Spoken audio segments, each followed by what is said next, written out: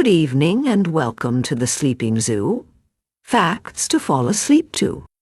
The realm of mammalian specialization yields few subjects as compelling and immediately recognizable as the greater capybara, Hydrochoerus, hydrochaeris, the undisputed titan of the rodent order, whose very existence is a testament to the elegant compromises forged by an evolutionary embrace of the water. Vying in as the heaviest rodent on Earth, this creature, whose indigenous Tupi name translates to one who eats thin grass, represents a perfect symbiosis of terrestrial bulk and aquatic grace, embodying the ecological heart of the sprawling South American wetlands. To truly appreciate the capybara, one must begin with a comprehensive examination of its unique physiology, a marvel of anatomical adaptation, fine-tuned for a life spent alternating between grazing on the riverbanks and escaping predators beneath the surface of the marsh. The capybara's physical stature is its most striking feature, an imposing barrel-shaped body that distinguishes it immediately from its smaller rodent cousins. An average adult capybara can reach lengths of up to 1.3 meters and stand nearly 60 centimeters tall at the shoulder, with typical weights ranging from 35 to 65 kilograms, though exceptional individuals may exceed 80 kilograms, making it larger than many small deer species. This substantial bulk is supported by a robust skeletal framework, featuring short, stocky limbs that end in partially webbed feet, a key adaptation for its semi-aquatic existence. The forefeet possess 4 digits, while the hind feet bear 3, each equipped with strong, blunt claws that provide excellent traction on muddy banks and efficient propulsion through water, underscoring its dual mastery of land and river. The creature's integumentary system is equally specialized, starting with its sparse, coarse fur, which ranges in color from reddish-brown to a deep mahogany or gray. Unlike the dense insulating coats of fully terrestrial mammals, the capybara's hair is thin and dries quickly, offering minimal resistance when swimming and accelerating the process of thermal regulation upon exiting the water. Crucially, its skin contains numerous, highly active sweat glands, a rarity among mammals, which aids in cooling when the animal is exposed to the harsh equatorial sun while grazing on land. However, these glands are insufficient for full thermoregulation, necessitating its frequent reliance on water to cool its core temperature, a physiological necessity that ties it intrinsically to riparian zones. A defining element of its physiology, reflecting its rodent lineage, lies in its dentition. The capybara possesses 2 pairs of immense, chisel-like incisors that grow continuously throughout its life, a classic feature of rodents, essential for cropping the tough, abrasive grasses that form the bulk of its diet. Behind a significant gap, known as the diastema, lie a complex array of high-crowned cheek teeth, or hypsodont molars, which are specifically adapted to grind fibrous, silica-rich vegetation. The grinding action is powerful and lateral, facilitating the breakdown of its challenging food source. This reliance on tough vegetation necessitates a sophisticated digestive system. The capybara is a hind gut fermenter, meaning it possesses an extraordinarily large cecum where symbiotic bacteria break down cellulose. This process is highly inefficient, leading to a crucial behavioral and physiological adaptation: coprophagy. Capybaras regularly ingest their own soft, nutrient-rich feces to redigest the material, allowing them a second pass at the proteins, vitamins, and minerals that were not fully absorbed the first time, a necessary strategy for maximizing nutrient extraction from a low-quality diet. Perhaps the most iconic physiological feature, one that perfectly illustrates its commitment to the aquatic environment, is the position of its sensory organs. The eyes, ears, and nostrils are situated high on the head in a lineal arrangement, mirroring the adaptations seen in aquatic predators like crocodiles or hippopotamuses. This strategic placement allows the capybara to submerge the entirety of its large body beneath the water while keeping its vision, hearing, and the capacity to breathe fully operational, a silent, submerged escape system that is paramount to its survival against apex predators. Furthermore, the male capybara is identifiable by a large, prominent, black, bare, glandular mound, known as the murillo, situated atop the snout. This sebaceous scent gland is significantly larger and more developed in males, playing a critical role in social behavior and communication, marking the transition from pure anatomy to complex social dynamics. The behavior of the capybara is inherently social, structured, and profoundly shaped by its need for water and safety. A fascinating tapestry of cooperation and hierarchy woven across the South American landscape. They are arguably the most social extant mammals in the world, excluding colonial rodents, rarely encountered alone unless they are old males pushed out of the group or solitary individuals seeking a new herd. Capybaras live in cohesive family groups typically comprising 10 to 30 individuals, although groups exceeding 100 individuals are sometimes observed, particularly during the dry season when limited water sources force disparate groups to congregate. The core of the social unit is a stable structure dominated by an alpha male, a number of adult females who may have multiple offspring, and several subordinate males. The alpha male maintains his position through a combination of subtle dominance displays and occasional, brief aggression, securing near-exclusive access to breeding females. This social hierarchy is not rigid but dynamic, constantly reinforced through intricate nonverbal communication and ritualized interactions. Their daily behavioral pattern is crepuscular, meaning they are most active during the twilight hours of dawn and dusk. They spend the early morning and late afternoon hours grazing intensely on the preferred short grasses and aquatic plants near the water's edge. The harsh midday heat, coupled with the increased risk of terrestrial predation, drives a behavioral shift. They retreat to the water to cool themselves, often resting partially submerged or seeking shade under dense riparian vegetation. Communication within the herd is surprisingly sophisticated, utilizing a wide repertoire of vocalizations and scent marking.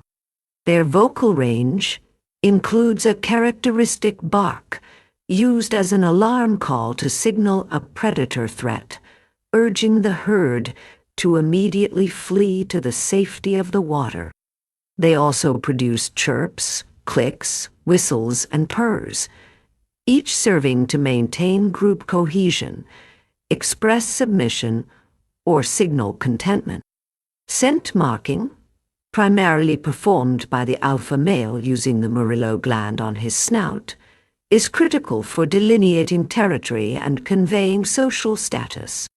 The alpha male rubs the murillo gland, releasing a distinctive oily secretion onto vegetation, which serves as a chemical signature understood by neighboring groups and subordinates alike, a silent, pervasive language of ownership and dominance. Their aquatic behavior is a masterclass in survival. They are excellent, powerful swimmers, able to dive and remain completely submerged for up to 5 minutes, a crucial defensive maneuver. When a threat, such as a jaguar or caiman, is detected, the capybara's immediate instinctual behavior is to flee into the nearest water body. They often utilize dense underwater vegetation for cover, or remain submerged with only their highly placed sensory organs breaking the surface, allowing them to survey the threat while remaining nearly invisible. During the hottest parts of the day, they may even sleep submerged, with only their nostrils exposed above the waterline, a striking behavioral concession to thermoregulation and vigilance. Reproduction is another area shaped by their social structure. Breeding often occurs in the water, a ritualized behavior where the female initiates courtship. Once pregnant, the gestation period is about 150 days, and the female gives birth to a litter of typically 2 to 8 highly precocial young on land. The term precocial is critical here. The young are born with fur, open eyes, and fully developed teeth, capable of running and swimming almost immediately after birth, an evolutionary necessity given the high levels of predation in their environment. The young, a vulnerable but resilient component of the herd, are nursed by the mother, but quickly begin to graze alongside the adults within the first week, receiving protection and care from the entire group, underscoring the communal nature of capybara life. The juveniles, the future of the herd, begin learning the intricate social and survival behavior of the adults from the moment they are born. The distribution and ecological role of the capybara are defined by the specific needs outlined in its behavior, binding it inextricably to its specialized habitat and ecology. This large rodent is an ecological fixture throughout much of the northern and central regions of South America, inhabiting a vast geographical range that stretches from Panama to northern Argentina, encompassing countries such as Venezuela, Colombia, Brazil, Ecuador, Peru, Bolivia, Paraguay, Uruguay, and the Guyana. The capybara's habitat requirement is simple but absolute. It must have a permanent source of water. They are obligate, riparian zone dwellers, meaning they are strictly confined to the areas immediately adjacent to rivers, lakes, swamps, marshes, estuaries, and seasonally flooded savannas. They are less concerned with the type of vegetation than they are with the proximity to water, which must be close enough to allow immediate escape from danger. They utilize both grasslands for grazing and dense forest or scrub for refuge from the sun and predators, forming an ecological bridge between the two environments. The ecology of the capybara is centered on its role as a specialized herbivore. They are highly selective grazers, primarily consuming aquatic vegetation and grasses, sometimes supplementing their diet with fruits and bark during the dry season when grasses become scarce and dry. The amount of grass consumed daily is immense, and their constant cropping action makes them, ecologically speaking, the lawnmowers of their environment, constantly trimming the vegetation along the riverbanks. This grazing pressure can be significant, shaping the composition and structure of the plant communities in the riparian zones they inhabit, preventing certain plant species from dominating the landscape and maintaining the open nature of the riverbank.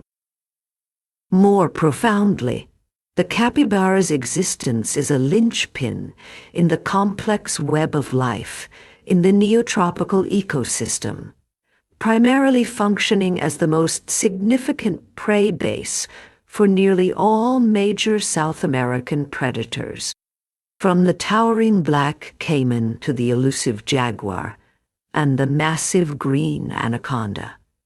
The capybara represents a large, readily available source of protein, making its population health critical to the survival of these apex predators. Its behavior of seeking refuge in the water, which protects it from terrestrial hunters like the jaguar, ironically exposes it directly to aquatic predators like the caiman, forcing a perpetual state of vigilance and a constant ecological balancing act between land and water risk. Its constant movement and grazing also contribute, albeit indirectly, to seed dispersal through the ingestion and defecation of plant matter, though this is a secondary ecological service compared to its role as a prey item. The seasonality of its habitat, particularly the massive flood cycles characteristic of the Brazilian Pantanal and the Venezuelan Llanos, dramatically affects its ecology and behavior. During the wet season, when water is abundant, the capybara herds can spread out across vast areas, reducing grazing pressure and intergroup conflict. However, during the dry season, as water bodies shrink into isolated pools and rivers, thousands of capybaras are often forced to congregate in dense populations around the remaining water. This concentration increases competition for food, heightens the risk of disease transmission, and provides a literal feast for waiting predators, a time of intense ecological pressure and high mortality that shapes the genetics and resilience of the population. This ecological relationship with water defines everything, from their birth to their daily life, to their ultimate fate. The extensive geographical range and high reproductive potential of the capybara have historically buffered it against widespread catastrophe, leading to a generally stable conservation status and threats profile, though significant regional vulnerabilities persist. The capybara is currently classified by the International Union for Conservation of Nature as a species of least concern, a designation that reflects its large, widespread population and its adaptability to varied riparian environments across South America. However, this global status masks the severe pressures faced by specific populations, particularly those living near human settlements or in areas undergoing rapid agricultural conversion. One of the primary threats to the capybara is habitat fragmentation and loss. While the capybara is an adaptable animal, its absolute reliance on water sources makes it acutely vulnerable when wetlands are drained for crop cultivation, or when natural river courses are altered for irrigation projects. The establishment of large-scale cattle ranching operations also introduces competition for grazing land and can sometimes lead to direct culling by ranchers who perceive them as pests competing with livestock. The construction of roads and infrastructure often separates capybara groups from their necessary water sources or divides their historical movement corridors, isolating small populations and reducing genetic diversity, a serious long-term threat to the species' resilience. A second major threat is hunting, which occurs across its range for two distinct purposes: meat and leather. Capybara meat, known as carne de capivara or capybara, is considered a delicacy in several regions, especially during the Catholic observance of Lent, which we shall discuss further in the cultural section. The leather, prized for its durability, softness, and distinctive texture, is used to manufacture high-end items such as gloves, jackets, and accessories, feeding a continuous demand that drives commercial and subsistence hunting. While many countries, such as Venezuela and Brazil, have implemented strict regulations and sustainable harvesting programs, some of which are highly successful in managing populations on ranches, illegal hunting persists, particularly in unprotected areas where enforcement is weak, maintaining pressure on wild populations. A more insidious threat that affects both the capybara and human populations is their role as a disease reservoir. Capybaras are highly susceptible to and serve as hosts for the Amblyomyxa cagenis tick, the primary vector for the bacteria that causes Brazilian spotted fever, a severe and often fatal form of rickettsiosis. As capybara populations increase near human and domestic animal habitats, the risk of disease transmission escalates, leading to public health crises and subsequently increased pressure for lethal control measures by local authorities. This dynamic creates a complex ecological and social challenge for conservation, where the management of the capybara population becomes inextricably linked to the management of human health risks. Conservation efforts are generally focused on sustainable use models, particularly the implementation of capybara ranching or capybara farming. In regions like the Venezuelan llanos, ranchers have successfully integrated capybara production with cattle ranching, harvesting a regulated number of capybaras annually for meat and leather under strict government supervision. This approach provides an economic incentive for the maintenance and protection of the capybara's natural wetland habitat, arguing that a live, sustainably harvested capybara is more valuable than a cleared pasture. Success here hinges on managing the wild population as a renewable resource, turning a traditional threat, hunting, into a controlled economic driver for ecological preservation, a practical solution tailored to the socio-economic realities of the region. Beyond its ecological significance and conservation challenges, the capybara has carved out a fascinating and multifaceted presence in popular culture, folklore, and legend, evolving from an obscure regional curiosity into a global internet celebrity and a subject of ecclesiastical debate. The capybara's fame in the contemporary world is a phenomenon almost entirely driven by the internet and social media. It has garnered a reputation as the world's most chill or friendly animal, due to numerous viral photographs and videos depicting it calmly interacting and coexisting with a diverse array of other species, including monkeys, birds, dogs, and even caiman. This pervasive image of a large, placid rodent coexisting harmoniously has cemented its status as a symbol of tranquility, non-aggression, and gentle stoicism, leading to an immense global appreciation that has elevated its profile far beyond its native range. This cultural perception is a simplified, yet highly effective, reflection of its actual, often passive, social behavior. A specific cultural phenomenon ties the capybara to Japan, where its image is immensely popular. The capybara has become a celebrated mascot, notably in the form of the character Capybara-san, a stylized, blocky, and perpetually relaxed figure found across countless merchandise lines, from plush toys to stationery.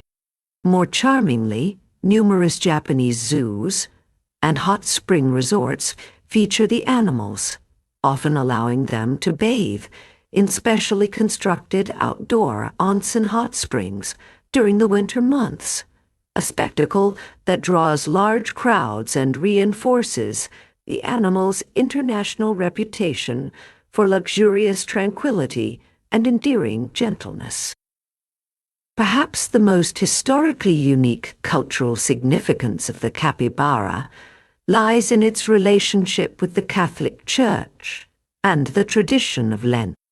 Due to its semi-aquatic lifestyle, the capybara was historically subject to a theological classification debate regarding its suitability for consumption during the Lenten period, when the consumption of meat was traditionally restricted. In the 17th century, the Venezuelan and other New World clergy successfully petitioned the Vatican to classify the capybara, alongside other aquatic or semi-aquatic mammals like the beaver and the manatee, as fish for the purposes of the Lenten dietary restrictions. This ecclesiastical dispensation, a blend of pragmatic survival and taxonomic creativity, meant that capybara meat could be consumed on Fridays and throughout Lent, a historical precedent that solidified its status as a traditional food source in many parts of South America, particularly Venezuela, a legacy that continues to influence modern hunting and consumption patterns. In the realm of folklore and legend, the capybara holds a prominent place in the oral traditions of the indigenous peoples of the Amazon and Orinoco basins. Its close association with water and its immense size often place it in the spiritual domain. In some traditions, the capybara is viewed as a spirit animal or a creature of gentle power, associated with the balance of the wetlands.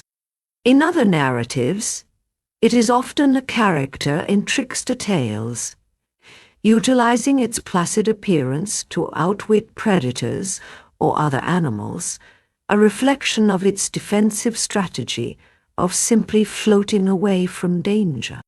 Some Amazonian groups have origin stories that feature the capybara, linking its creation directly to the formation of the great rivers and the seasonal floods that define their world, cementing its role as a primordial entity intrinsic to the region's geography and spiritual landscape. The capybara's distinctive guttural alarm bark has also inspired local legends, sometimes being interpreted as a coded warning from the river spirits, or the sound of an unseen being communicating through the dense foliage, further weaving its behavior into the fabric of local mythos and legend.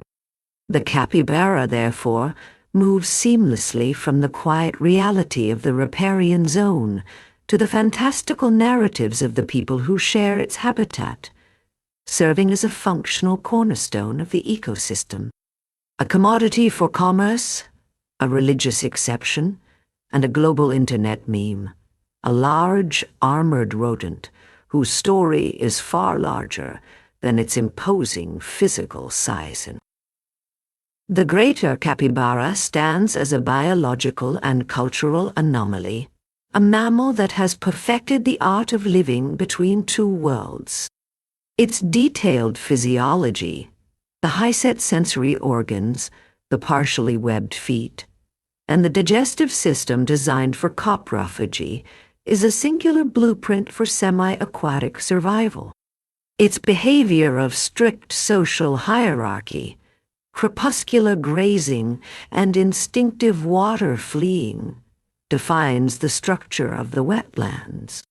Its ecology binds it to the fate of the South American rivers, making it a crucial component of the food chain, a necessary prey base, and a sensitive indicator of the health of the riparian zone. While its conservation status is globally reassuring, the localized pressures from habitat loss, disease, and hunting require targeted, sustainable management, particularly through ranching initiatives. Finally, its enduring presence in popular culture, from a World Cup mascot's conceptual inspiration to its Lenten classification as fish, demonstrates the extraordinary reach of this giant, gentle rodent, A creature whose placid nature has unexpectedly conquered the digital age while remaining the undisputed master of the South American marsh. Its story is one of quiet, armored triumph, a success forged in the humid heart of the continent's great river systems. Thank you, and good night.